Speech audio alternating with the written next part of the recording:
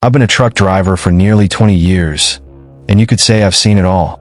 I've driven through fog so thick you could slice it, storms that turned the road into a black river, and snow so heavy it felt like I was driving through the clouds. But the thing that happened to me last October, well, nothing in all my years prepared me for it. It was late, just past midnight, and I was hauling a load up Route 37, a stretch of winding road that carves through dense woods in the middle of nowhere. You see, Route 37 has a reputation among drivers. It's not a particularly dangerous road on paper, but people say it has a feel to it, a sense that you're not alone, even when you can't see a single soul for miles. The night was darker than usual. Clouds choked the sky, blotting out the stars, and my headlights barely cut through the murky blackness. The silence inside the cab was almost oppressive, the only sound the steady hum of the engine and the occasional crackle of static on my radio. I didn't think much of it at first. I'd had worse nights on the road.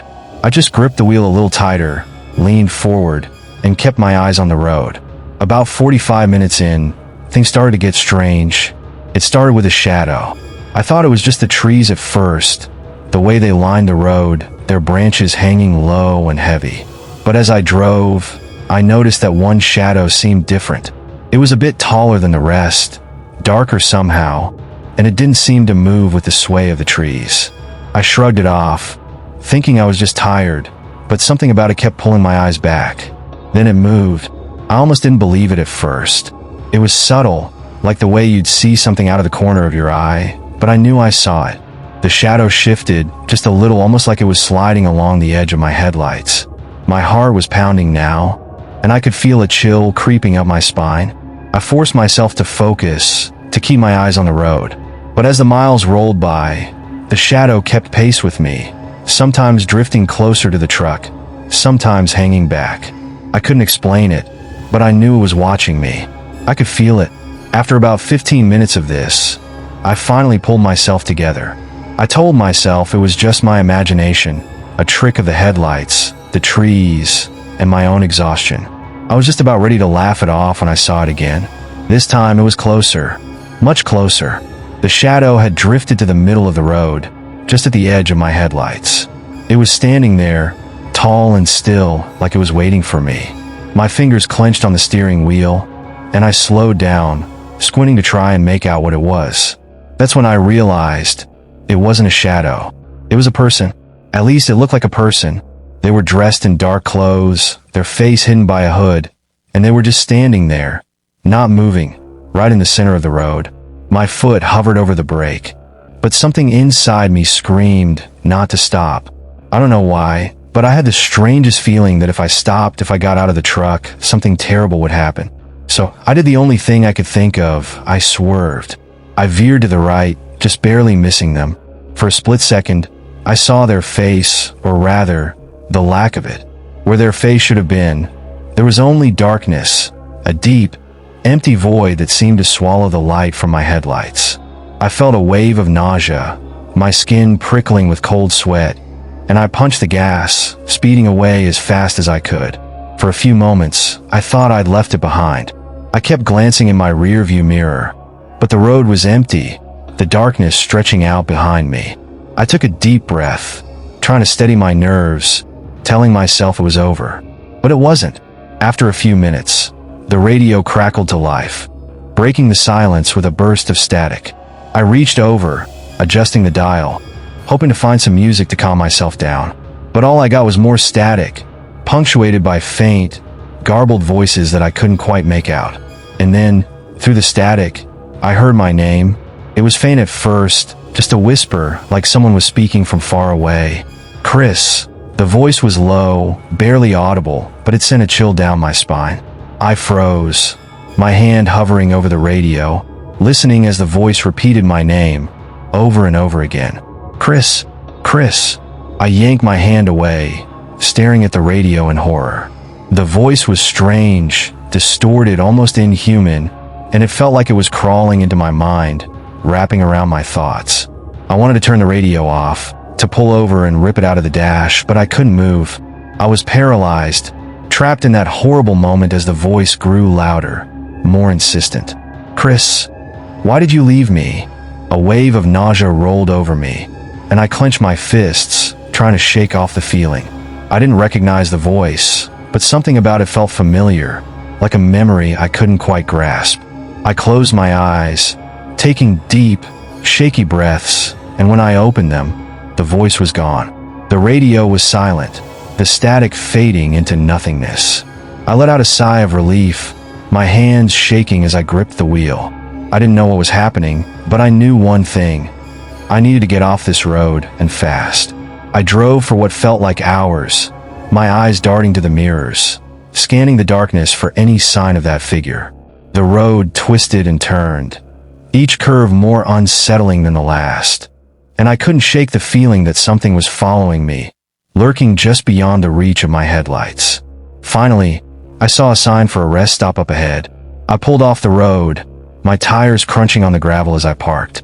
The place was deserted, the only light coming from a flickering bulb above a rusted bench.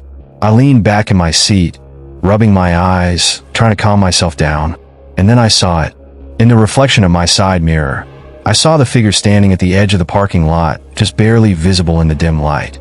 My heart skipped a beat, and I turned to look, but there was no one there. I shook my head, telling myself it was just my imagination, a trick of the light.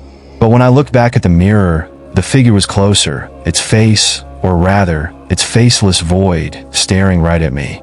I scrambled out of the truck, my pulse racing as I backed away, my eyes locked on the mirror. The figure was gone, but the memory of that empty face was burned into my mind. I could still feel its gaze, a cold, hollow sensation that seeped into my bones.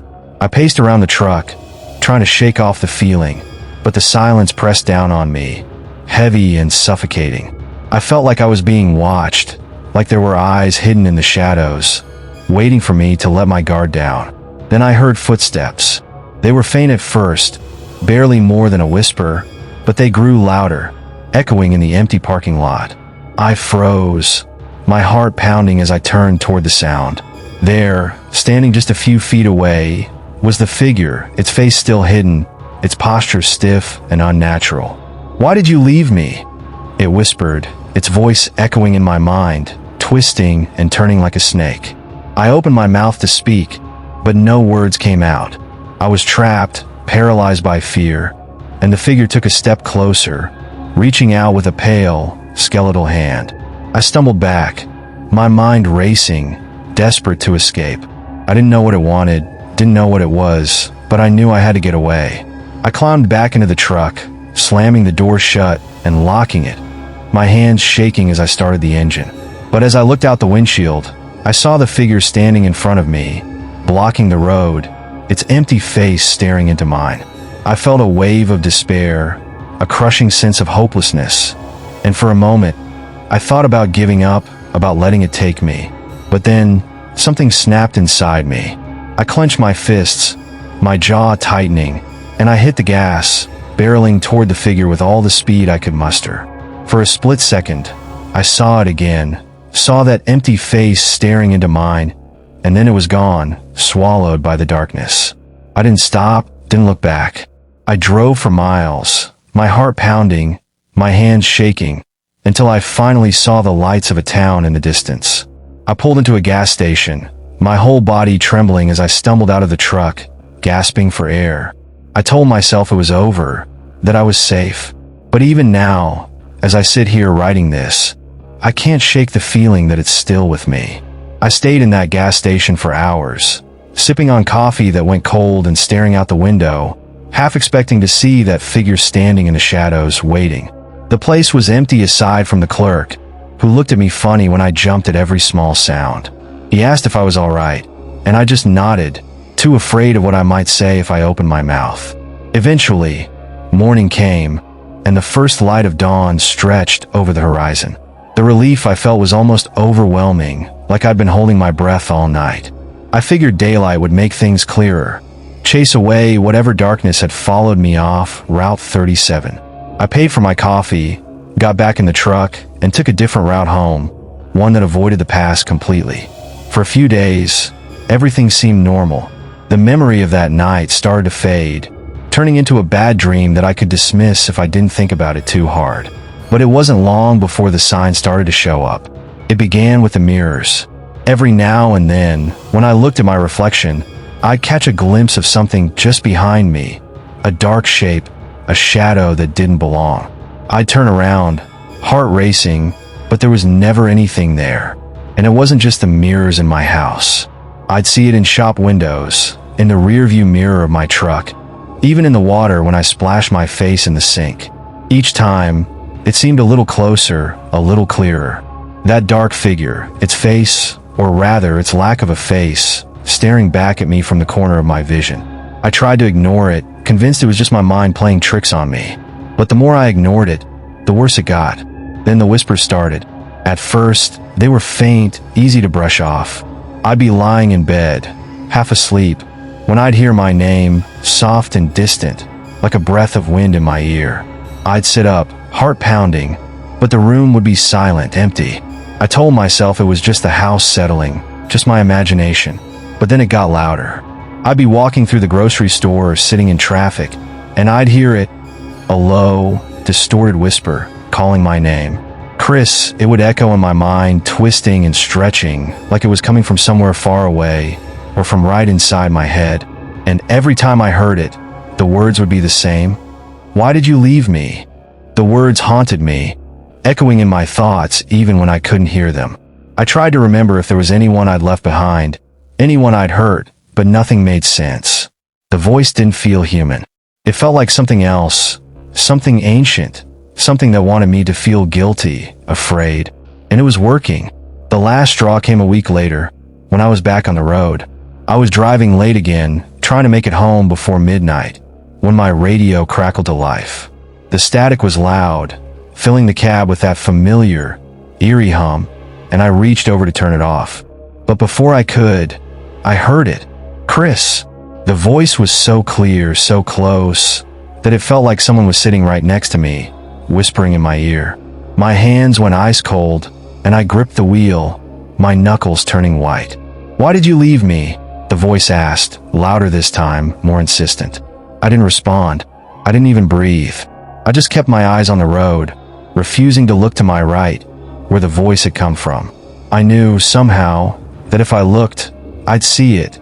That figure, sitting in the passenger seat, staring at me with its empty, hollow face. The voice grew louder, more frantic, until it was almost shouting. Why did you leave me, Chris? Why did you leave me alone? And then, in a flash of clarity, I remembered something I hadn't thought about in years. It was my brother. When we were kids, I'd had a little brother named Danny. We were close, inseparable even. One day, when we were about 10, we'd gone into the woods behind our house to play, just the two of us. We got lost, wandering deeper and deeper until the trees all started to look the same, and I couldn't find my way back. Danny started to cry, saying he was scared, saying he wanted to go home. And me? I was angry. I blamed him for getting us lost, even though it was my idea to go into the woods. So, when we finally found our way to a clearing, I told him to stay put, that I was going to find help. I promised him I'd be right back, but I didn't come back. I got scared, too, and I ran home without him. By the time my parents realized Danny wasn't with me, and we went back to look, he was gone. They found him the next morning, huddled under a tree, frozen to death. He'd stayed in the clearing, just like I'd told him to. The memory hit me like a punch to the gut, and I felt a wave of nausea, a sharp, horrible guilt that twisted in my stomach. I hadn't thought about Danny in years. My family never spoke of him after that day, never blamed me outright, but I'd blamed myself, buried the memory so deep that I'd almost forgotten it. But he hadn't forgotten. Danny hadn't forgotten. The voice on the radio was silent now, and I took a shaky breath, glancing to my right. And there he was, a small, shadowed figure, sitting in the passenger seat, staring at me with empty, hollow eyes. His face was pale, his lips blue, and I could see the faint traces of frost clinging to his skin, like he was still trapped in that cold, endless night. Why did you leave me, Chris? He whispered, his voice a broken echo, filled with pain, with betrayal. I'm sorry. I choked out, my voice barely more than a whisper. Danny, I'm so sorry. But he didn't respond. He just stared at me, his empty eyes drilling into mine, and I knew he was never going to leave. I'd left him to die, abandoned him in the woods, and he'd been waiting all these years for me to come back, to finally face what I'd done. Now he was here, with me, a shadow I could never escape. When I looked back at the road, the truck was veering toward the edge of the cliff. I yanked the wheel, trying to steer back, but it was too late. The last thing I saw was Danny's face, watching me, his eyes as empty and cold as the night he died. I've never believed in luck, at least not until that stormy evening when I stumbled upon Time's Echo. The small antique shop had always been a curiosity of mine, a whisper of stories entwined with the townsfolk's superstitions. But I felt a strange pull that night, a magnetic draw that sent a thrill down my spine as I pushed the creaking door open. The air was thick with the scent of aged wood and dust, a time capsule of forgotten memories. My heart raced as I stepped inside, and the bell chimed softly above me. Clara, the shopkeeper, looked up from behind a cluttered counter. Her piercing blue eyes seemed to see right through me, into the very depths of my soul. "Looking for something?" she asked, her voice raspy yet warm. "I'm not sure," I admitted, feeling a mix of curiosity and unease. "I just felt compelled to come in." "Ah, the call of the unknown," she mused, a hint of a smile playing at the corners of her lips. "Many are drawn here for a reason." As she spoke, my gaze drifted to the back of the shop, where a large, ornate mirror was draped in a heavy velvet cloth. It shimmered in the dim light, its edges intricately carved, almost alive. "What about that?" I asked, pointing. "That," Clara said, her expression shifting to one of seriousness, "is a mirror of truth. It shows you more than just your reflection. It reveals your deepest desires and fears. But be warned, the truth is not always kind." Her warning barely registered. I was entranced, my mind racing with thoughts of the life I longed for, a life filled with success, love, and purpose. As Clara unveiled the mirror, I stepped closer, my breath hitching in my throat. "What do you see?" Clara asked, her voice barely a whisper. I peered into the glass and gasped. The vision swirled before me. Images of me as a successful author, surrounded by friends, laughter, and adoration. "It's beautiful," I breathed, reaching out to touch the surface. "It comes at a price," Clara said, her tone grave. "The mirror can show you what you want, but it can also take away what you hold dear." "Take away?" I echoed, dismissing her words as mere superstition. I purchased the mirror, a mixture of excitement and disbelief swirling in my chest. Once home, I hung it on my bedroom wall, and immediately my life transformed. Inspiration flowed through me like a river, and my writing blossomed. I felt alive, filled with purpose, and soon, the world took notice.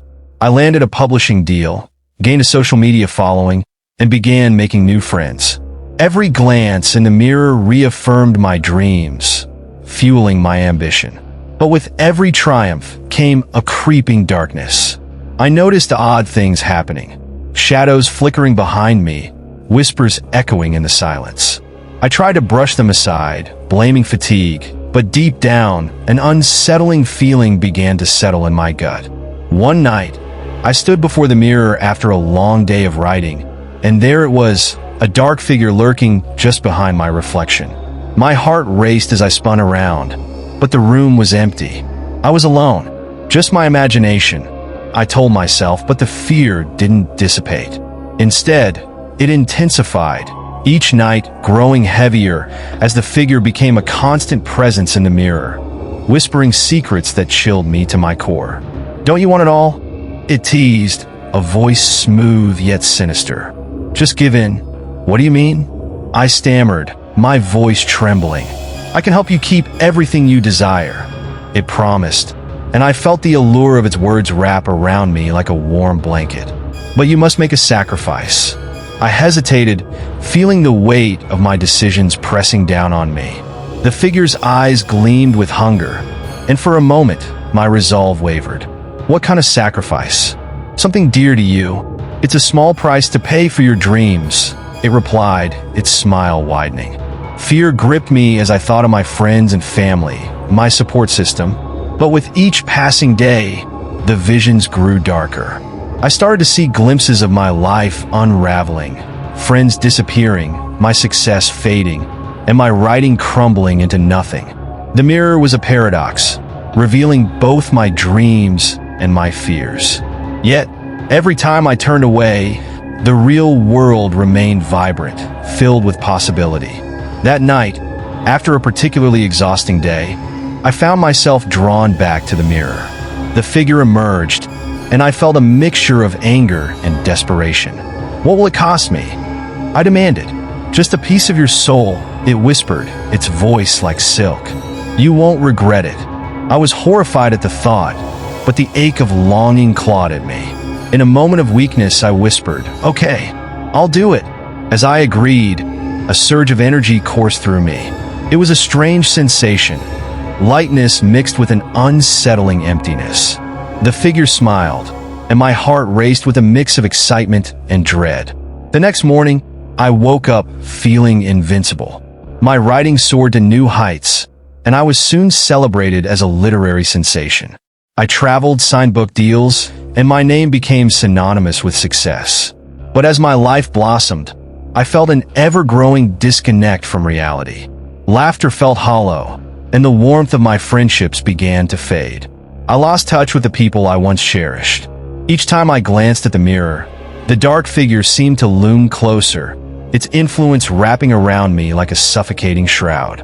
It whispered sweet promises, and the visions began to blur the lines between my aspirations and my nightmares.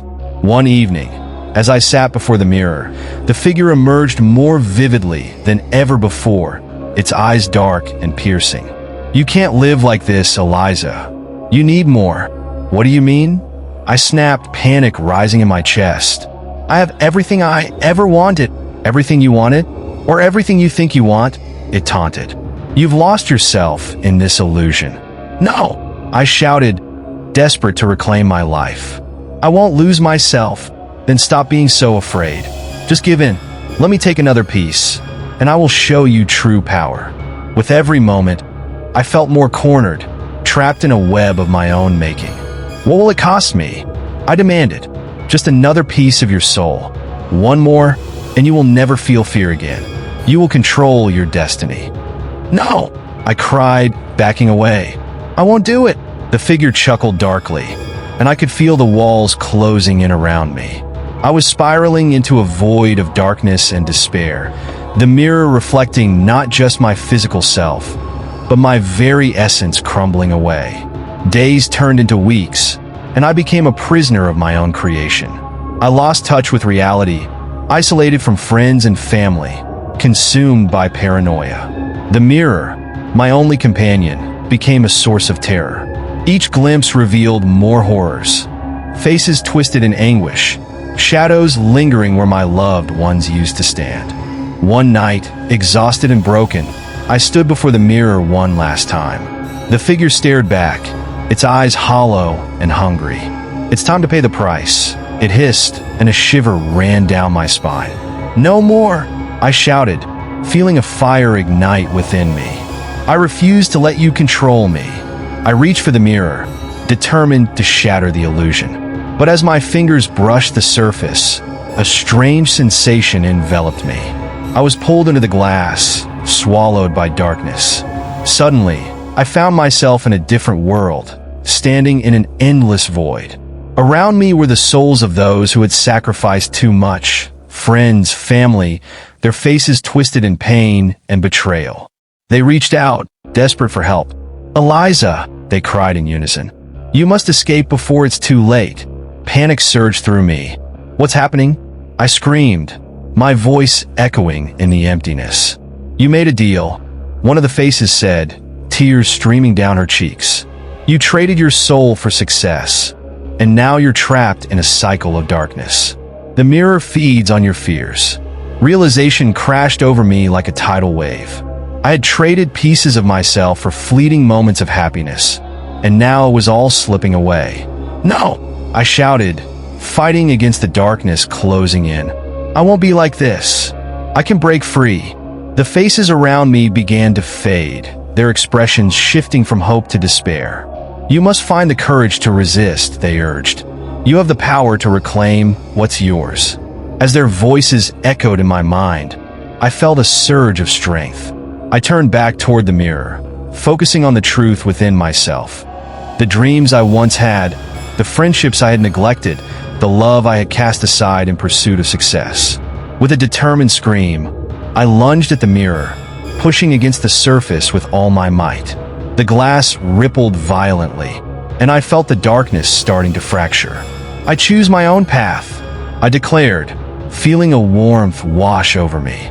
I will not be a slave to my fears. In that moment, the mirror shattered and light flooded the void. The faces around me smiled, truth within yourself. The mirror only shows what you allow it to show. Remember, Eliza, it can't take what you don't give willingly. With those words echoing in my mind, I fought against the suffocating grip of despair.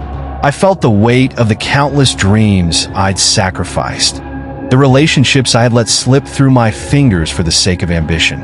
I recalled the laughter, the shared moments of joy that had once filled my life. I could not let them fade into obscurity. Suddenly, I felt an unfamiliar warmth inside me, a flicker of determination igniting my spirit. No more, I roared, the sound reverberating in the void. I am not defined by this mirror or the darkness that haunts me. With each declaration, I felt the dark figure's influence weaken, its presence flickering like a dying flame. You cannot escape me, it howled, rage and desperation lacing its voice. But I was done being afraid. I closed my eyes and summoned every ounce of willpower I had left, envisioning the life I truly wanted. Not the hollow success promised by the figure, but genuine connection, creativity, and love. I remembered the faces of my family, my friends, the laughter and the warmth we shared. I choose to live, I shouted, feeling a surge of energy ripple through me. The void around me began to shift, colors swirling like a storm. I focused on the mirror, now a swirling vortex before me, and I could see my own reflection, a reflection that was not just a success, but a tapestry of my hopes and dreams woven together with the love and support of those around me. In that moment of clarity, I took a step forward, plunging into the swirling light that represented my true self. The darkness that had haunted me shrieked and roared, desperately trying to pull me back. I felt it clawing at me, but I was relentless. You will not take me. The world around me exploded into brilliant light, the echoes of the past intertwining with my present. I was thrust back into my bedroom, standing before the mirror once again. This time, I didn't see the dark figure looming behind me. Instead, I saw my reflection, my true self, illuminated by a warmth that felt like home. The mirror began to shimmer, transforming into a gateway of sorts. As I gazed deeper, I saw flashes of the lives I had neglected, the relationships I had abandoned, and the moments of genuine happiness I had sacrificed for the false promise of success. I'm sorry, I whispered, tears streaming down my cheeks as I faced the mirror's depth. I was wrong. I won't let you control me anymore. The mirror vibrated in response, and for a moment, the air thickened with tension. I felt a pull, a weightlessness that threatened to draw me back into its depths. But instead of succumbing, I focused on the warmth that surged within me, the determination to reclaim my life.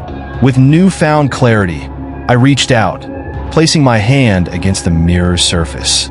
I felt a surge of energy ripple through my fingers, connecting me to the world beyond the glass. Suddenly, the darkness that had once felt insurmountable began to unravel, exposing its fragile nature. The dark figure appeared one last time, its form disintegrating as I pushed through my fear. You cannot leave. You belong to me, it screamed, but I only tightened my grip, grounding myself in the truth of who I was. I am not yours, I declared, and with a final surge of determination, I shattered the illusion surrounding me. The mirror cracked, light bursting forth and enveloping me in its brilliance. I stumbled back, gasping for breath as I found myself standing in my room, the mirror reduced to shattered fragments on the floor. It felt surreal, as if I had awoken from a long nightmare. But the real shock came as I surveyed the room. I could hear the faint echoes of laughter and chatter, and when I turned around, I saw my friends standing there, concerned yet relieved. They had been trying to reach me, to pull me back from the depths of my obsession. "Eliza!" my best friend Maya exclaimed, rushing forward to embrace me. "We thought we lost you. You've been so distant." I felt the warmth of her hug wash over me, grounding me in reality. "I'm so sorry," I whispered, my voice trembling with emotion. I got lost in the pursuit of something that wasn't real. As the warmth of their presence surrounded me, I realized the true cost of my ambition. Friendships strained, connections severed, moments of joy sacrificed for an illusion of success. I had been so consumed by the idea of what I wanted to achieve that I had forgotten what truly mattered. "Can we start over?" I asked, my voice thick with regret. Maya smiled, tears in her eyes. "Of course, we're here for you." In that moment, the darkness that had once threatened to consume me began to lift. I understood that success was not measured solely by accolades or fame, but by the love and connections I nurtured along the way. As we sat together, reminiscing and laughing, I realized that the mirror hadn't just shown me my desires. It had revealed the very essence of what I had overlooked. The life I longed for was not found in isolation or obsession, but in the relationships I built, the laughter I shared, and the moments of vulnerability that made me human. I picked up a shard of the shattered mirror and looked at my reflection. It was fractured but beautiful, a mosaic of my journey, my struggles, and my triumphs. Each piece told a story, a reminder of the choices I had made and the lessons I had learned. As I placed the shard back down, I vowed never to forget the power of connection and the importance of facing my fears. I knew the darkness would always lurk in the corners of my mind, but now I had the strength to resist its call. I glanced around at my friends, their faces radiant with hope and love, and I smiled. "Let's make memories," I said, my heart swelling with gratitude. And as we laughed and shared stories late into the night, I felt a warmth envelop me, a sense of belonging that I had longed for. I had returned to myself, leaving the shadows behind, and for the first time in a long while, I felt truly free. In the end, the mirror had revealed the truth I needed most. That true success isn't about power or fame. It's about the connections we forge and the love we share. As dawn broke, illuminating the room, I embraced the warmth of a new beginning.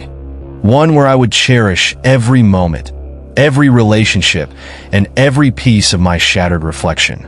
I had faced the darkness and emerged stronger, forever changed, but grateful for the journey that had led me back home.